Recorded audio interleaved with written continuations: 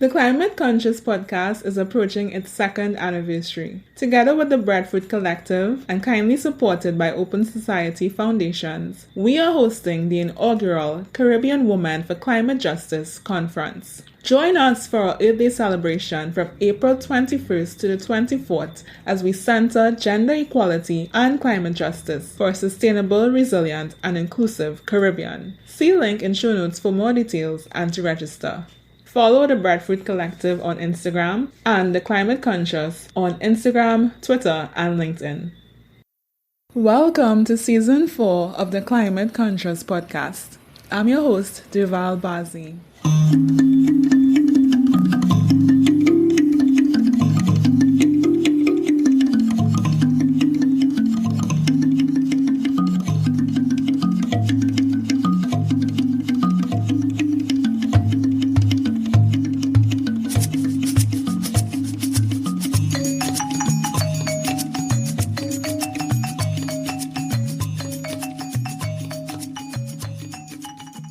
Today's special guest is an environmental consultant, marine scientist, and climate justice advocate who specializes in sustainable environmental management. She holds a master's in marine biology and ecology after transitioning from a 9-year telecoms career in the Caribbean and Central America to studying on the Great Barrier Reef. Since then, she has worked in the Caribbean, Australia, and the Philippines, helping people, communities, and businesses to build their resilience to disaster and climate change. In 2019, she was accepted to Homeward Bound, a global leadership initiative designed for women in STEM, and hopes to journey to Antarctica as a part of her fellowship. Recently, she was awarded a PhD research scholarship to the Great Barrier Reef Restoration and Adaptation Program at the Cairns Institute in Australia. At heart, she's an adventurer with a keen appreciation for a strong Black coffee and a good podcast. I am delighted to welcome to the Climate Conscious podcast, Dani Nembhard. Hi, Dani. Hi, Derval. Thank you for having me. I'm very excited to be here. So, Dani, the oceans feed us, protect us, provide for our livelihoods, and serve as a carbon sink. Despite the many benefits offered by the ocean, the reports are that our oceans are collapsing under the impact of over-exploitation, habitat destruction, climate change, and pollution. Now, Sustainable Development Goal 14, Life Below Water, sets out to conserve and sustainably use the oceans, seas, and marine resources for sustainable development. So when it comes to valuing our oceans, how would you say we are doing here in the Caribbean? Okay, that's a really good question and also a really good intro on how important our oceans are to us, especially as island nations. I think we are getting better. I think especially as the world becomes more connected with, social media and different forms of communication, it's easier for us to share our love and passion and our need to protect these spaces. We do have a far way to go from a kind of legal and policy framework perspective. But I think from, looking at it as an interest, conservation interest, I think it's growing, not only amongst, young people, but certainly for those who rely on oceans for their livelihood and culture. Definitely there's a big push there for protection. I guess being from islands, being surrounded by water, there's an innate appreciation for our oceans. But for many of us, it tends to stop at the coastline. Protecting our ocean will take us beyond the beach. Yeah, it definitely does. It actually, protecting the oceans is kind of a really big, a holistic thing because you're right. It's not just the beach. It's not just the coastline. It actually starts all the way up in the top of the mountains, at the top of the watersheds, because everything that happens there eventually ends up in our oceans. And then, of course, you take it out to the oceans, past, your reefs that you have and into like what we call the pelagic, the big, deep ocean. I think people generally, they kind of have this fear almost of the ocean, like anything past the beach, past the coastline. yeah, that's not really for them, whether they don't know what's swimming in it, they don't know what will happen to them when they're there. They have a kind of a fear, but also a respect for the ocean. And I think that's a really interesting avenue to take conservation from, the fact that people don't really understand the ocean. And so perhaps from that lack of understanding and even from the fear, it can impact their desire to, have an interest in protecting it. But it definitely is a big, vast area that we need to look at, and not just like the beach. Definitely. And we're discussing goal 14, life below water, but it's also very closely related to goal 15, life on land. So while we may not draw the connection between what takes place inland, miles away from the coast, it has been established that there's a connection between what happens on land and our marine ecosystems. Can you share a bit about the linkages between life on land and life below water? Okay, definitely. So, a lot of activities happen on land. That's where we live. That's where the majority of our activities, our lives, are concentrated. So with different, economic activities, you have farming, you have shipping and transport, you have commerce, tourism. All of these things require land space, right? So agriculture occurs on farmland. You have to clear coastal land to build hotels and the attractions that are associated with those hotels. You need roads to get people to those farms and to those hotels. People live along the coastline. And while you might have landfills on the coastline, when you also have waterways like gullies and rivers and streams and other estuaries that essentially any of the activities, any of the waste from the activities that happens in those terrestrial spaces, if it ends up, which it normally does, if it does end up in those waterways, it's carried down through the rivers and, those waterways to the coastal areas and often out to sea. So a lot of times you'll have solid waste, like things that we're familiar with, plastic bottles, garbage bags, straws, cups, different types of solid waste. You also have nutrient waste. So for example, in agriculture, or even, at sewage ponds and things like that, they use chemicals to treat sewage, or they might use pesticides or fertilizers in their farming activities. And all of those nutrients, all of those chemicals end up in the waterways that are linked to these terrestrial activities. And those two are washed down to the marine environments, the coastal and the deeper sea. The nutrient pollution, that has a whole host of impacts. It can cause what we call eutrophication, which is where you have kind of an increase in the amount of nutrients in coastal waters, and that kind of throws everything out of balance there. So it stresses out coral reefs, it stresses out seagrasses. It just creates a very, I don't want to use the word toxic, but unhealthy environment that can lead to further degradation of those ecosystems. And similarly, solid waste can choke up vital habitat areas. Marine creatures can end up eating it, and you get microplastics in their system that actually ends up back in our system if we consume those same fish. So it's just to show that, like you said, there's this inherent interconnected nature between the terrestrial and the marine, and you can't really separate the protection and conservation of the two, because the activities in one definitely are going to impact the activities in the other. There are a whole host of impacts that I did not mention. But of course, it's a short podcast. I don't want to overwhelm everybody with information. But definitely it's all interconnected. And I think it's important for us to understand the relationship in terms of whatever you do, it can have an impact on the ocean.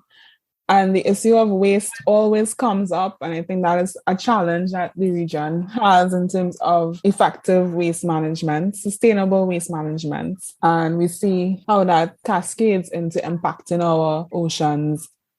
Yeah, absolutely. And I mean, I think one of the things is that it's often difficult for us to see what is happening in terms of the marine environment, because obviously a lot of that will take place underwater or far out to sea, or on the coral reefs where we don't live and interact every day, right? So if you're somebody who uses that ecosystem or that area for your livelihood, so if you're one of the fisher folk that use it, or you're one of the, part of the supply chain, the fishing supply chain, then perhaps you'll notice differences in your yield, how much fish you catch, how big they are, the condition of the fish, what the environment looks like when you're out there. But if you're not seeing it every day, it's kind of hard for you to identify with your own role in impacting these environments. So you say, okay, I just drank this soda and I'm just going to throw it in the garbage. You could properly dispose of that waste in the bin as you know it.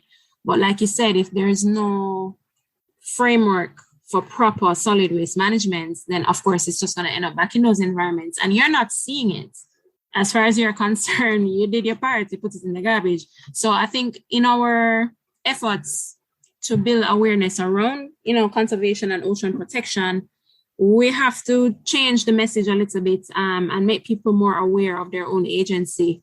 And of course, I'm not putting blame on individuals, but all of our actions kind of add up together to form this bigger picture, right? So everybody has to play their part. But yeah, it is definitely kind of hard for people to link themselves to those impacts because they're not there every day. They don't see it every day.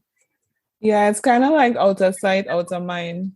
But at the end of it all, it comes back to us in terms of the way that the health of our environment affects our well-being. So for someone who may not be from a marine biologist background, but you mentioned the love and passion for the ocean that exists within our region, what would you say are some good indicators of a healthy ocean? Good indicators of a healthy ocean. That's a really good question. Well, again, taking it back to the coastline where most people will go to for recreation, like you just go to the beach. If your beach is clean, it's a good sign that either someone has managed the influence of the terrestrial activities on that beach. So they have proper solid waste management in place, or they're actually cleaning up the beach. I like to see healthy seagrass beds when I go to my beach because it means that is a functioning ecosystem. So there's nothing there that's removing the seagrass physically or through that eutrophication, nutrient pollution that we spoke of earlier, right? So it's a good thing to see seagrass, those nice thick green seagrass blades at the beach. We don't really want to see the matted brown sargassum because obviously that is an indication of some type of climate change impact or pollution, and you're having this influx of sargassum to your beach. If you go out on a nice boat ride, then of course you want to see a healthy coral reef. They're not supposed to look white or like rubble on the bottom of the seafloor. They're actually supposed to look like nice little underground trees and colonies that are flourishing with lots of pretty fish. If you see a shark or two, that's also a really great indication of a healthy ocean environment. It means, the presence of mesopredators and apex predators like sharks and, fish that eat other fish. Those are also signs of a nice, healthy, functioning ecosystem. I would also put out that, these are social and ecological kind of environment. So you can't really take the people out of it. So personally, I think if you are seeing, for example, signs that there are people in the community who are taking steps to protect a certain area. So if you have a fish sanctuary or a marine park that's established, and that's also a good indication of ocean health, because it means that, as I said, people are taking the initiative to protect this area for themselves and for others. If there are laws in place that, you have closed seasons, for example, for certain types of seafood, so like lobster, conch, parrotfish, you have seasons for those things. And again, it's an indication that people are putting in efforts to protect it, and that might speak to either getting healthier or being healthy. So I would say some of those are good indicators. Thanks for that. And I like how you brought in the people aspect, because we look at how we interact, how our natural ecosystems and our built environment and our communities interact, and ensuring that could be done sustainably. Absolutely. I mean, I think, again, more and more we're seeing the social science part of all these different ecological studies coming out, because people realize that you can't separate the human influence from the environment. What you need to do is kind of transform that behavior so that it's collaborative and focused on protecting and using it sustainably rather than being extractive. So that in and of itself has a whole other list of sub-concepts and subsets of things that you can look at in terms of power and access and race and economic, social influence. And in other words, we just really need to focus more on, like you said, the people aspect of natural resource management and not just looking at the ecology in isolation. Absolutely. And you're getting into an area there where I feel we'll have to have a follow-up podcast to get into that in terms of access and all those other issues. Absolutely. Whole other topic to be discussed. But switching gears a bit, the blue economy is an emerging concept for sustainable development based on a range of activities associated with oceans. And some of them we've mentioned earlier in the podcast. This includes fisheries, tourism, renewable energy, oil and gas, seabed mining, as well as waste management, which we touched on. And we realize how complex it gets. Caribbean territories are either small islands or have coastal low-lying areas, for example, in Guyana. But for islands, the marine space, it far outstrips their land masses. So the blue economy takes us beyond the beach to a space of these complex multi-sectorial interactions with several cross-cutting issues. The blue economy is being viewed as a strategy for economic recovery and resilience in the Caribbean. So as we embark on this paradigm shift from small island states to large ocean states, this brings us face to face with the real value and the true potential of our oceans. So my first question to you would be, do you support this blue economy approach to development? I mean, I do in theory, but I have reservations, right? So my thing about it is they always kind of rebrand and repackage these titles or concepts. But really, when you get down into the core of it, it's the same thing as it was maybe 5 years ago or 10 years ago. They just kind of redo the marketing, right? So the blue economy is essentially sustainable development. So we are trying to reduce the kind of degradation and extractive characteristics of the industries that have typically been reliant on oceans, right? Our oceans. So obviously, I am definitely a proponent for and an advocate for sustainable development. I think that there is always, wherever you have capitalism, you have the potential for people to be excluded, for income to be the main focus of the activities or of the initiative instead of the sustainable use of the environment. So I think that as a concept, it's really great, find sustainable ways to move away from, extractive industries and use this environment so that everybody can benefit in the long run while making money. I am just a little naive and I don't want to sound like I'm falling into doomism here, but like I said, I often feel like sometimes they repackage these things every 5 or 10 years because the original title or heading that they had for it didn't really work out. And now they're like, all right, let's call it blue economy or green economy or something. So I think that as long as it's meaningful engagement of all stakeholders with the long-term longevity of these marine environments as the focus, I'm on board. That was very long-winded, but that is my perspective. No, that was quite good, actually. And you made a number of really good points. One of them being the issue of exploitation and also exclusion. And it seems that as though, when we're having the sustainable development conversation, those are the things we're always trying to address or trying to resolve. Can we achieve development that is inclusive and it's not based solely on the exploitation of resources and especially people? And I think that is a dilemma, particularly in the region, as we strive to improve the standard of living of our citizens, and we seek to attain a certain level of development. How do we manage the competing priorities in terms of economic, social, and ecological or environmental well-being. And I think the ocean really captures it in terms of the people, in terms of economic activity, and in terms of just the value that the ocean has intrinsically. Yeah, I mean, listen, it's a big task. And as I said, it takes some really meaningful stakeholder engagement. You really, first and foremost, have to identify everyone who has a role to play or who has a right to participate in these decisions. Because many constitutions across the Caribbean have it that, the people have a right to a healthy and functioning environment that's free from harm, and that includes marine environments.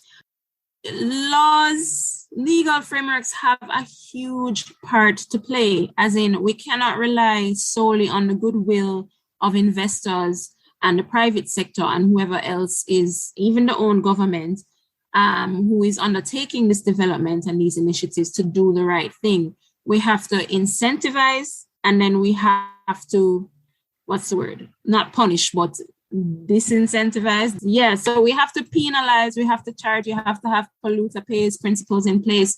You have to have the framework and the resources to manage, monitor, and enforce. But even before it gets to that stage, like I said, it starts with the meaningful engagement of stakeholders.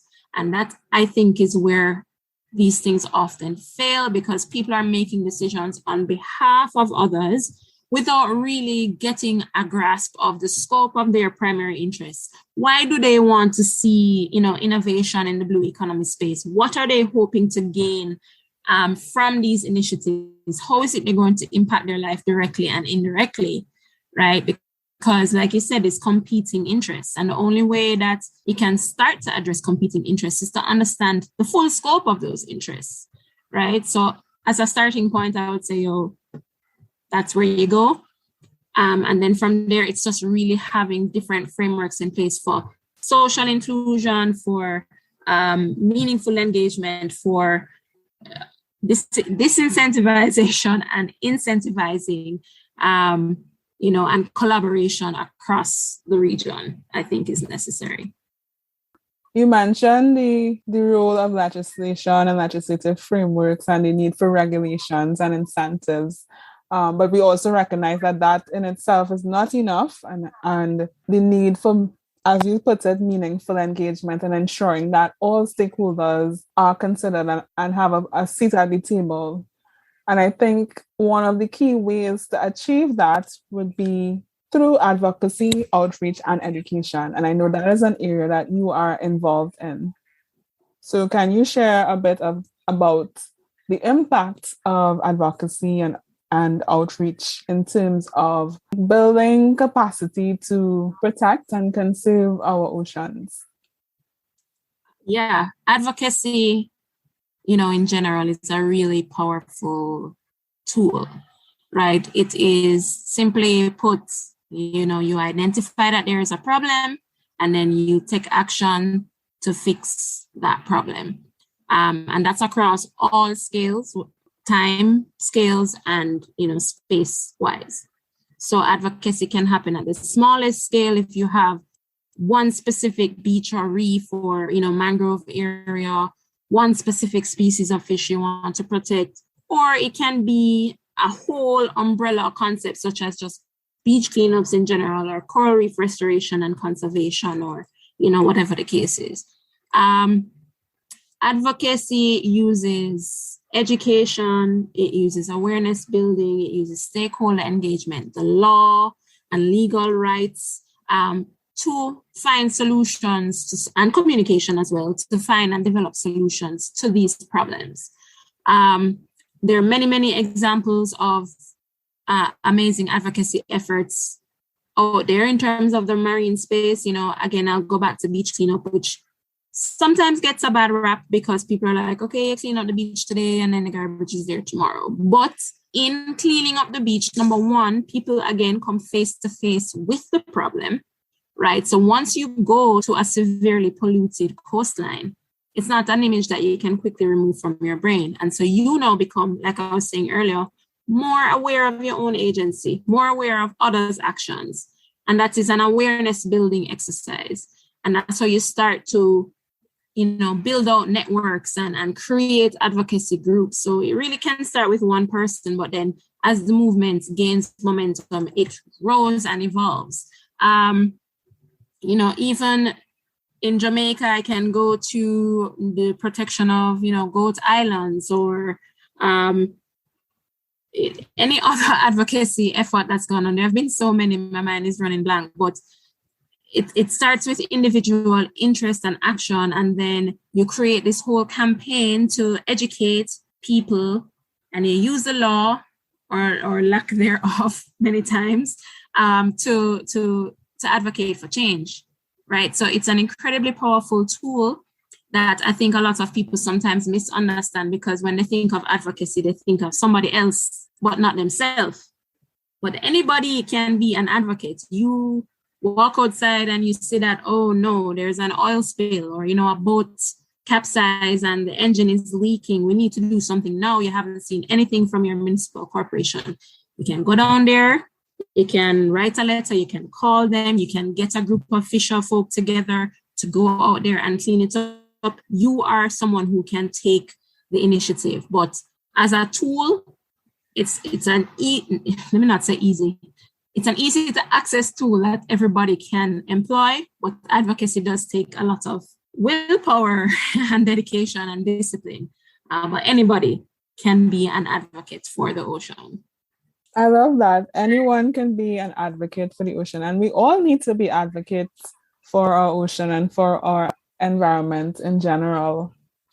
Yeah, I agree. Anybody can. I would say that, especially for those of us living on an island where the ocean, like you were saying earlier, is just such an integral part of our lives. You don't have to be a swimmer, you don't have to be a marine ecologist, but just knowing that the sea is there forms a whole part of your personality and your DNA. You're an island person. That means something, right? So even if it doesn't affect your day-to-day, you can join an advocacy movement, right? Because you're playing a part in, living out your own constitution. You have the right to a healthy environment. You can, even if you just make one social media post, you write a poem, you call somebody, you sing a song, there are all kinds of forms of advocacy. You don't have to have a specific job title, right? You just play to your strengths. If your strength is talking to people, go ahead and talk. If it's writing, go ahead and write. But everyone has a skill or skill set that can be applicable to advocacy. Indeed. We need our listeners to think about what they are going to do for the oceans going forward. Yeah, there's this Japanese concept. I think it's called Ikigai, where, you combine your passion with your mission, with your profession, with your love, so all these different kind of subsets of your personality and who you are. When you combine these things and put it towards a cause, that's also advocacy. So like I said, you don't need a specific job description. Anything that you're excited about, you might feel angry or strongly about, and you have a strength, you go and use that strength towards solving that problem. It's literally that easy. So for the person who still doesn't get it, who maybe is not a fan of the coastline, not a fan of the beach, what would you say to them in terms of why we need to ensure that we have healthy oceans? Yeah, you started the program, right, by outlining all the reasons why we need healthy oceans. Number one, our oceans, they feed us, right? So whether it's nearshore fisheries or offshore fisheries, whether you eat fish or you don't eat fish, it's all a part of the larger food chain that we need to maintain as, functioning and healthy. It's important in climate regulation. It's a carbon sink, right? So right now, let's say the IPCC report, the Intergovernmental Panel on Climate Change reports, was released on April 3rd or 4th. And it has basically said we're limited in the amount of time that we have to reduce carbon emissions to meet a target of 1.5 degrees warming to secure a future for everyone. Healthy oceans play a big part in that because, as you said, it's a carbon sink. So from that perspective alone, we should be interested in maintaining the health of these oceans. And moreover, I would say you don't have to have an immediate connection to something to want to protect it. If that was the case, why? Life would be hard. You can recognize that others, scientists, teachers, advocates, conservation, environmentalists have said, this is important to our lives. You don't have to be an expert in the ocean to just make yourself aware, listen to what they have to say, do your own reading, decide for yourself if you think it's important, and then, support causes that are working towards ocean conservation. Take away this notion that, if it not affect me, then I'm in a business. I would start there, right? Because if that was the case, then nobody would ever help anyone with anything because they don't have nothing to do with them. As simple as that for me. Yeah, and I couldn't agree more. It's in the spirit of community. So as you said, it doesn't have to affect you directly for you to be concerned about it. And to be your brother's keeper and to be your ocean's keeper. Yeah, I think we need more of that. Like, I know it sounds very kumbaya, let's hold hands and sing in a circle, but we kind of need a little bit more of that right now. Life is so challenging. The world is becoming so difficult, or it feels like it's becoming so difficult. And that sense of community, you feel like you're working towards a cause. You feel like you're not alone. And, just that boost in your mental health, knowing that you're doing something to help an environment that can help somebody else. That's why you get fulfillment out of life, Definitely. So, Dani, as we close, what's one recommendation you would give for moving the Caribbean closer to achieving Goal 14 of the Sustainable Development Goals, Life Below Water? Another very good question. I would say that as the Caribbean region, we need to come together and collaborate so that we can punch above our weight. We only need to take the example of, again, IPCC and fighting for, these different temperature warming thresholds. At 1.5 degrees, for example, the Caribbean is already in crazy danger. But we as a region with other small island developing states or large ocean states had to come together to say, no, we can't do the 2 degree thing. 1.5 is literally the threshold. So when we're talking about marine protected spaces, marine spatial planning, transboundary and regional legislation and policy frameworks and plans and programs that we have from, Cuba go all the way around, go down to Ghana, we need that level of collaboration and a unified approach to ocean conservation in the Caribbean if we really are going to achieve SDG 14. A unified approach to ocean conservation. I endorse that. Great. Thank you.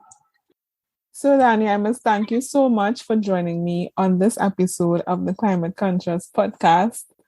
And I wish you the best as you embark on your PhD journey. So where can listeners keep connected with you? Okay, thank you. I really enjoyed being here. I always take any opportunity I can to talk about advocacy, environmental advocacy, climate justice activism, and, ocean conservation. I am on all social media platforms on Twitter and Instagram. My handle is I am AKA Dani, because I'm also known as Dani. So you can follow me there. I'm making more of an effort to build awareness around climate change and the impacts, especially for the Caribbean, considering that we are so vulnerable to the impacts, and also around ocean conservation. So hopefully I'll have my YouTube channel soon, but it's not ready yet. I'm too nervous. Well, we're definitely staying tuned for that. Looking out for Dani's YouTube channel. We're holding you accountable. Please do. Yes, all my listeners are now your accountability partners. So we have to get our YouTube channel up and running. Definitely gonna work on that. So there you have it, folks. Thank you for tuning in to another episode of the Climate Conscious podcast. And remember to commit to doing something for the ocean. I endorse that message. Thank you very much, Derval, for having me. I hope everyone enjoys this episode. Thank you, Dani. Bye.